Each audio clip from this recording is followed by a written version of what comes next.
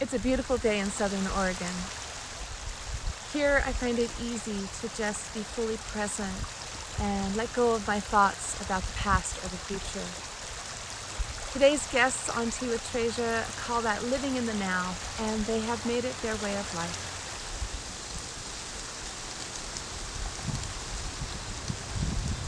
Cheri Elliot is a nurse practitioner. Her husband, Mark McClure, a urology surgeon. I met them recently in Southern Oregon, but their journey of living in the now started many years ago and almost 3,000 miles away. Topsail, North Carolina, where Hurricane Florence was only the most recent Category 4 hurricane to blast through the Carolina coastline. It's the community where Mark and Cheri live. Florence hit their home on the morning of September 14th, turning their backyard from this to this,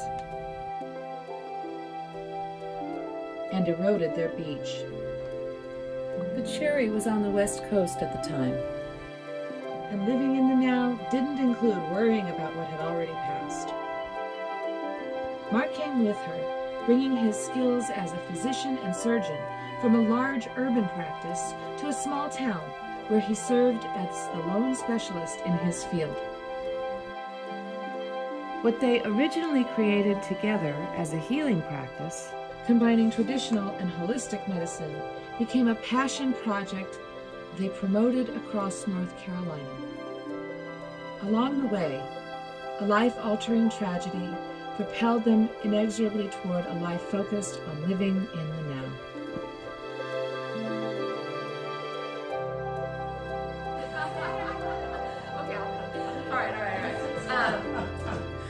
So Mark, let's start with you. I'm a very lucky guy, and I get to practice one of the most exciting and ancient professions that we know, and I'm a physician, I'm a urologist. I embrace holistic medicine, so I see that there's no one way to do things. As a holistic practitioner, Mark spends time taking an extensive oral history and partners with his patients to create their treatment. When I first started my practice, we spent an hour and a half at the end of the day with an alternative medicine slot, if you will. And I would take all comers, anyone that had any problem, I would sit down and I would listen to their story. And then I'd help them develop a plan for addressing those issues. One lady had been constipated for 20 years. And I said, well, do you remember when this first started? She said, yes, May 31st, 1971. I said, well, what went on May 31st, 1971? She said, well, I got married. And she said, we weren't in love, but I wanted to get out of my house because I was being abused. So I sent her to a colon hydrotherapist. But as part of that, there was a reckoning, if you will, with what choices she had made. And she forgave herself, she forgave her partner, and she started a new life. Yeah, she started practicing yoga. She was a successful teacher. Yeah. Incredible change, incredible. Cheri and Mark began their journey together as Mark opened a new practice combining traditional and holistic medicine. Cheri answered his ad seeking a skilled nurse. So I happened to have a current resume, put it out, faxed it, got in the shower, got out of the shower, and there was a message on the phone. The next day, we were sitting together in a stairwell. Literally, it was a beautiful stairwell in a building, in a new building that he was moving into. Sitting on the stairs, we were looking deep into each other's eyes, and our practice manager at the time later said, wow, it's like two souls who know one another, but they're looking deep in their eyes now, where have I seen you before? It was so natural. And of course there are lumps and bumps and lots of speed bumps. To merge into those challenges, you know. I mean, both of us had been married before, and We both had 2 children. So tell me about some of the challenges that you two have weathered that have helped shape the direction of your lives. We were sharing space with another office, and subsequently we weren't watching close enough, and they were using our money to run their business. We found this out about 7 years later, and many hundreds of thousands of dollars. We had to decide, do we want to look back on these years and try to recoup things? Do we want more? Maybe we just like to move forward. It was a big decision to make, and we never regretted it, ever. What I hear you say is that there have been a number of challenges, and that each time there has been a call to release, to forgive, and to bring your focus back to the forward momentum. I was in my late 30s when I had a sudden remembrance that I had been sexually abused when I was a child. It's so prevalent in today's society. Yes. I had contacted the perpetrator again. He had told me at that time that he'd forgiven himself, and that if we got together that we could clear it up over a beer. Well, I called him a few expletives and said I never wanted to talk to him again. And so I did a lot of reading, a lot of counseling, a lot of soul searching, a lot of inner work. There was much learning and much teaching, and very painful, but it shaped a lot of who I was, and some gifts that I have that I wouldn't otherwise have had. So I did forgive him. And I told him as much. And like that, my life changed. Power of true forgiveness. It's a gift that you give yourself. Do you talk with your patients about the practice of forgiveness as a part of their healing? When the moment's right. He absolutely does. Yeah. Talk about it. My daughter, her name is Barbara Jean, graduated from NC State. She graduated in psychology and became a nurse. But she was dealing with depression. Cheri and I would meet with her, but when we would start to get into that a moment where we could share deeper thoughts, deeper concerns, you could only touch it. You could only get so close, and then she'd cut it off. But I kept trying, and Cheri kept trying. But unfortunately, she would then get depressed again, and there would be a tailspin. Well, I was really excited.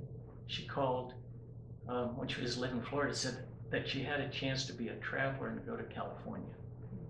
She said, "Daddy, this is what I've been waiting for. I know I can succeed." You know, encouraged her, and she went out there, but one thing led to another, and she was falling back into the same routine, and we reached out to her, but unfortunately, she didn't respond at that time. Soon after, Mark and Cheri got a call from the San Francisco police saying that Jay had committed suicide by jumping from the Golden Gate Bridge. She was in so much pain that that's the choice that she made. So I just honor her life. It's such a bright light she was. I just wish that she had been able to find some peace. She's always our daughter. Always our daughter. We allowed ourselves the grief that we could express at the time, and we continued walking forward. She said she'd come back with a sign of a light over our head. And several weeks later, after we got back, a friend had come down to stay with us, to be there with us. We were sitting on the back porch of our home in North Carolina, and she she lifted a cell phone, she took a picture, and then when she went to look at the picture to see if it was in focus and captures what she wanted, she said, "Oh my God." And she showed us that picture, and there was a golden beam of light. There were no reflections on the windows behind. It was just a beam of light above us, and that was Jay. And it was her message to say, "I'm okay. I'm okay." After Jay's death, Mark and Cheri decided to work less and travel more. Mark became a locum tenens physician, accepting assignments in areas that needed his specialty. This gave them the opportunity to go to new places, meet new people, and create community everywhere they go.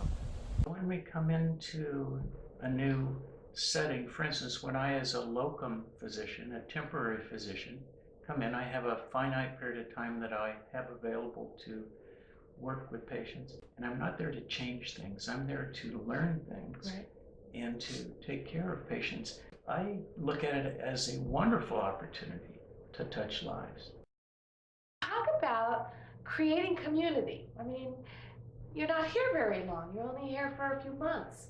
But everybody needs a sense of belonging and being here. It's important to get to know people, to weave that thread around us. We have a very beautiful therapy dog who accompanied us everywhere we went. And, you know, they may not even know us, but they know her. She made lots of friends. I bet. Yeah. I bet she did.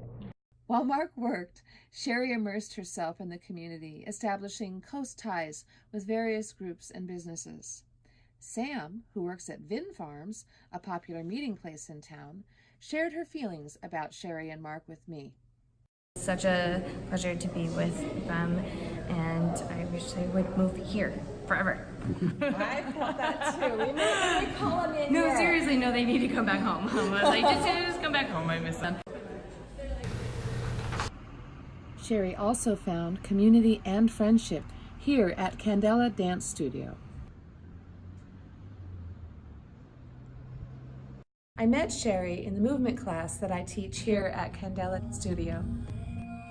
My class is a holistic movement practice that complements the holistic medicine practice. Cheri very quickly became part of our circle. She and Mark practiced the Nia technique in North Carolina, so she invited him to come join our class. Cheri had already completed the teacher training for Nia, but had never taught. That changed on her last day with us. It was a great honor for us to have Cheri teach her first routine to our class. Here's the final moment of that routine and my favorite part, Cheri's reaction in the seconds that follow.